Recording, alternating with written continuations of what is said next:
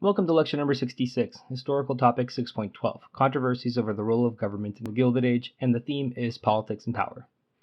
The learning objective is explain continuities and changes in the role of the government in the U.S. economy.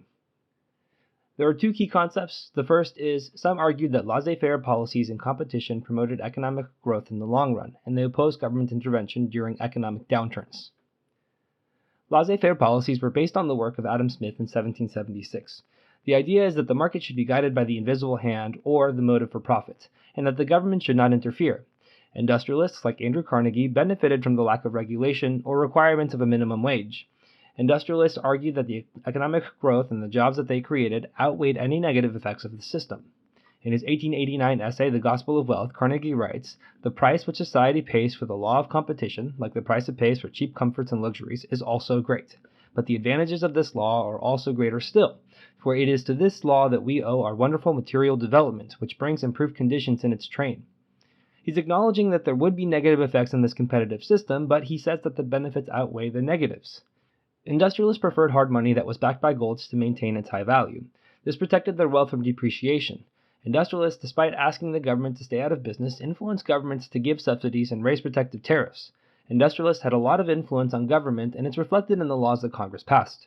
The political cartoon from the magazine Puck, called The Bosses of the Senate, shows the various industrialists or trust bosses overlooking U.S. senators as they are writing legislation.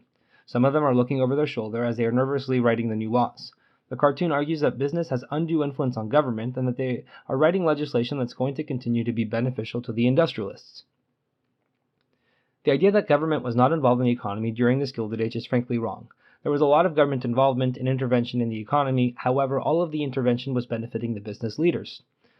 Railroad companies were granted land where the rail lines actually sat, but they were also given alternating pieces of land on either side of the tracks that they constructed.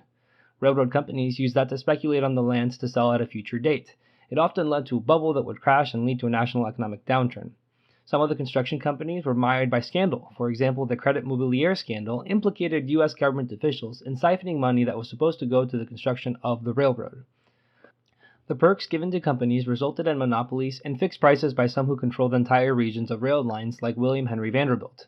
He was able to set artificially high prices for the northeastern region of the United States because there was no competitor line in the region. Tariffs were also passed during this time, and they were meant to protect domestic industries from outside competition. The McKinley Tariff of 1890 raised the tariff to nearly 50%. The Dingley Tariff of 1897 raised the rate once again after the McKinley Tariff had been moderated.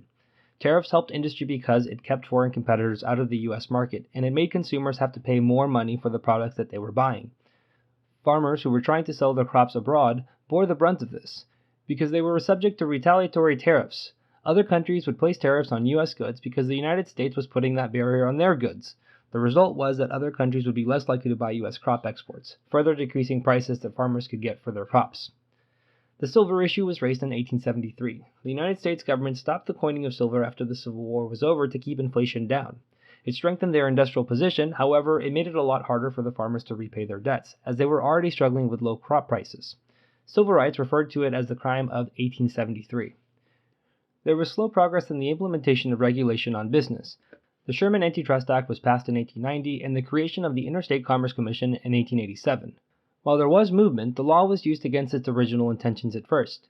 The Sherman Antitrust Act was used against labor unions because industrialists argued that their striking activities interfered with the manufacturing and business in the 1890s.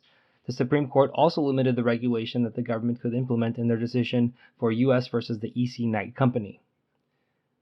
The second key concept says foreign policy makers increasingly looked outside the U.S. borders in an effort to gain greater influence and control over markets and natural resources in the Pacific Rim, Asia, and Latin America. Another example of how the government was involved in helping business is present in the case of Hawaii. There were business interests in sugar plantations that had secured exclusive trading rights with the United States, but because Hawaii was a foreign territory, it became subject to the 1890 McKinley Tariff. It hurt profits on the sugar exports, even though some of the sugar planters in Hawaii were American companies. So in 1893, American settlers, people of American descent in Hawaii, diplomats of the United States, and with the help of the U.S. Navy, overthrew the Hawaiian monarchy and Queen Luluokalani.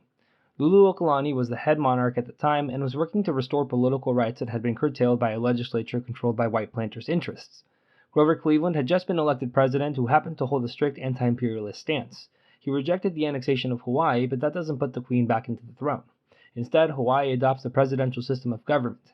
Sanford Dole, who had helped lead the coup, becomes Hawaii's president until it's annexed by Cleveland's successor, William McKinley.